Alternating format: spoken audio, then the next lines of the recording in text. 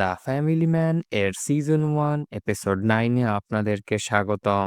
আজকের এপিসোড শুরু হয় ৩ বছর আগের ফ্ল্যাশব্যাক দিয়ে।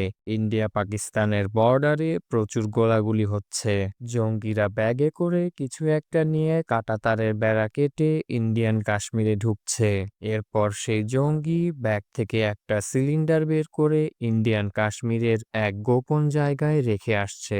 এভাবে তারা একটা একটা করে গত ৩ বছর ধরে বিষাক্ত গ্যাস সিলিন্ডার কাশ্মীরে এনে জমা করছে। এগুলোই দিল্লিতে নিয়ে ভয়ঙ্কর কেমিক্যাল ব্লাস্ট করা হবে। এরপর গল্প ফিরে আসে বর্তমান সময়ে। সাজিদ বাসারতের সাথে দেখা করতে আসে। বাসারত বলে, আমি মনে করেছিলাম তোমাকে ওরা মেরেই ফেলেছে। বাসারত তাকে কেমিক্যালের গোডাউনে নিয়ে যায়। সাজিদ একটা সিলিন্ডার দেখে বলে, আমি যা মনে করতেছি এটা কি সেইটাই? বাসারাত বলে, হ্যাঁ, এইটাই সেই বিষাক্ত গ্যাস সিলিন্ডার। ৩ বছর ধরে আমরা এগুলো এখানে জমা করছি।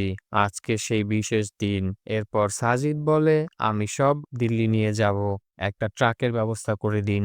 এদিকে টাস্ক ফোর্সের অফিসে হ্যাকার পুনিত করিমের ফোন হ্যাক করার ট্রাই করছে। অবশেষে পুনিত করিমের ফোনে অ্যাক্সেস নিয়ে নেয়। ফোন চালু করার সাথে সাথে করিমের গার্লফ্রেন্ডের কাছে একটা মেসেজ চলে যায়। ভয়ে ভয়ে সে জেকের কাছে চলে যায়। জেকে তাকে বলে, দ্রুত করিমের গার্লফ্রেন্ডের বাসায় পুলিশ অফিসার সিন্ডেকে পাঠাও। এই মেসেজের খবর যেন আর কেউ জানতে না পারে। এরপর গল্প ফেরে পাকিস্তানে। পাকিস্তানের প্রধানমন্ত্রী ভারতের প্রধানমন্ত্রীর ফোন পেয়ে সোজা চলে যায় জেনারেল আনসারির সাথে দেখা করতে। প্রধানমন্ত্রী বলে, আপনি মিশন জুলফিকারের সকল তথ্য আমাকে দেন, না হলে আপনার বিরুদ্ধে যে দুর্নীতির মামলা চলছে সেখানে রায় আপনার বিরুদ্ধে যাবে।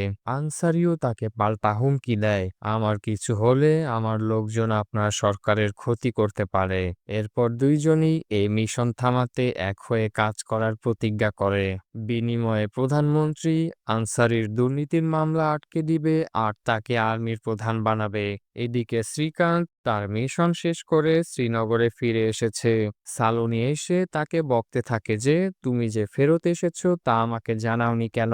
আমরা কাশ্মীরের বাড়ি বাড়ি গিয়ে খুঁজেছি কিন্তু কিছুই পাইনি। শ্রীকান্ত অনেক হতাশ হয়ে যায় আর বলে, আমার টিমও দিল্লিতে অনেক খোঁজাখুঁজি করেও মুসার কোনো খবর পায়নি। এখন জেনারেল আনসারি কোনো তথ্য না দিলে আমাদের আর কিছুই করার নেই। পরের সিনে দেখা যায় মেজর সামির আর্মি ক্লাবে পুল খেলছে। এমন সময় প্রধানমন্ত্রীর সিকিউরিটি ফোর্স তাকে সেখান থেকে ধরে নিয়ে যায়। এরপর দেখা যায় পুলিশ অফিসার সিন্ডে তার দলবল নিয়ে চলে গেছে করিমের গার্লফ্রেন্ড জনালিকে ইন্টেরোগেট করতে। খবর পেয়ে মানবাধিকার কর্মী রামাইয়া সাথেও সেখানে হাজির হয় জোনালিকে হেল্প করতে। রামাইয়া বলে, আপনারা যখন তখন ওকে ডিস্টার্ব করার জন্য এখানে চলে আসেন কেন? আপনাদের কিছু জানার থাকলে সব কোর্টে জিজ্ঞাসা করবেন। সিন্ডে বলে, ম্যাডাম, আমরা এখানে কোনো ঝামেলা করতে আসিনি। করিমের মোবাইল থেকে জোনালিকে একটা মেসেজ পাঠানো হয়েছে, শুধু সেটা জানতে এসেছি। জোনালি বলে, করিম মারা যাওয়ার পরে আমার কাছে একটা মেসেজ এসেছিল যাতে লেখা ছিল ইনক, আমি আর কিছুই জানি না। এই বলে তারা সিন্ডেকে বিদায় করে দেয়। এরপর জোনালি রামাইয়াকে বলে, করিম একবার এক পলিটিশিয়ানের মুখে কালি ছুঁড়ে মেরেছিল। উত্তরে রামাইয়া বলে, এই মেসেজের মধ্যে নিশ্চয়ই কোনো ক্লু আছে, তুমি কোনো চিন্তা করো না, আমরা খুঁজে বের করব। এরপর গল্প চলে যায় দিল্লির একটা কেমিক্যাল ফ্যাক্টরিতে। সেখানে বৈভব নামে এক লোক সবাইকে ডিরেকশন দিচ্ছে। এতে বোঝা যায় সে এখানে বড় পোস্টে চাকরি করে। কাজ শেষ করে সে লাল পানি খেতে বারে চলে যায়। সেখানে এক ছেলে তাকে লক্ষ্য করছিল। এটা দেখে বৈভব তাকে পছন্দ করে ফেলে। এরপর হোটেলে তাদের মধ্যে হয়ে যায়। বৈভবের বউ ফোন দিলে সে দ্রুত বাড়ি চলে যায়। এরপর বাইরে গিয়ে দেখা যায় ছেলেটি পুরো ভিডিও রেকর্ড করে কাকে যেন দিচ্ছে। একটু পরে দেখা যায় এই ছেলেটি মূসার লোক। মূসা ইচ্ছা করে বৈভবকে টার্গেট করেছিল, কেন সেটা পরে জানা যাবে। এদিকে জনালি রামাইয়াকে নিয়ে পলিটিশিয়ানের মুখে কালি ছুঁড়ে মারার ভিডিও দেখছে। সে বলে করিমের কাছে একটা ব্লক ক্যামেরা ছিল, এটা দিয়েই ও এসব ভিডিও রেকর্ড করত। ক্যামেরাটা পেলে সত্যিটা বের হবে। পরের সিনে দেখা যায় পাকিস্তানের জেনারেল খুরশেদের লোক সামিরকে প্রচুর মারছে। জেনারেল খুরশেদ সামিরকে সেই বিষাক্ত গ্যাসের গোডাউনের লোকেশন বলতে বলে, কিন্তু সামির কিছুতেই তা বলবে না। এরপর খুরশেদ তাকে বলে আনসারি প্রধানমন্ত্রীর সাথে হাত মিলিয়েছে, আমাকে বিষাক্ত গ্যাসের লোকেশন বলো আর বিনিময়ে নিজের জীবন বাঁচাও।